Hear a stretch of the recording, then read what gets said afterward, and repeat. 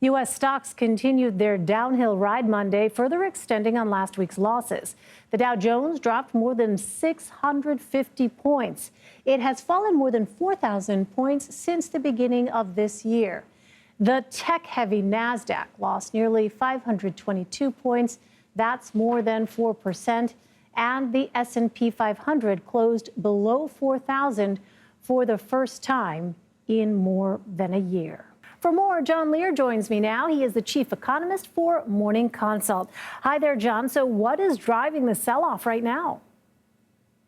Hi, thanks for having me today. You know, financial markets are forced to interpret a really wide range of economic indicators right now. We had the jobs report that came out on Friday, which was fairly optimistic. We had the Federal Reserve announce a 50 basis point hike the prior Wednesday, and then all of a sudden now we've got the inflation report coming out in a couple days. So there's a lot of economic uncertainty out there right now, and I think we're seeing that reflected in financial markets. It's interesting. The U.S. saw better than expected job growth in the month of April, adding almost 430,000 jobs. But prices, as we all know, are growing faster than wages. How is inflation impacting the labor market?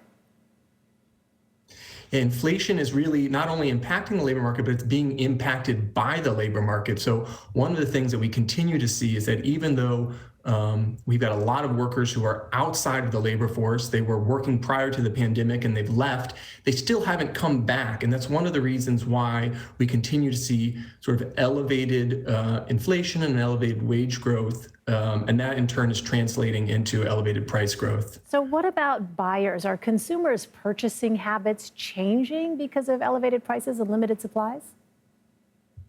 So thus far, consumers have held up relatively well. We continue to see fairly strong spending patterns. What's been really remarkable, though, is just how dramatically those spending allocations have changed over time, with consumers pulling back on some of these discretionary purchases, saying, hey, I'd rather wait and see how this plays out as opposed to spending now. And then we also, of course, see really dramatic differences across the income spectrum. So inflation thus far has really directly hit lower income adults harder, in large part because they spend more of their monthly purchases on basic necessities as opposed to discretionary goods. Well, the April Consumer Price Index is set to be released later this week. What should we expect? I think we'll continue to see elevated prices and elevated inflation. The question is whether or not we see sort of a tipping point or an inflection point in April. I'm guessing that we will, largely because the April report is going to be compared to April prices in April of last year. And by that time, we had already started to see elevated prices. So the growth rate, in other words, is likely to start turning over. But maybe what's more important is to start breaking it out by category and starting to see, what do we see for used cars? Gasoline, for example, was such a driver of prices in March of this year, as were energy prices. Do we see any relief on that front?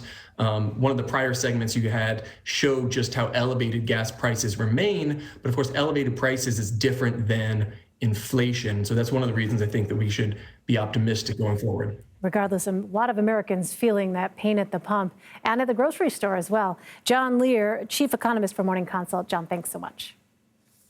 Thank you.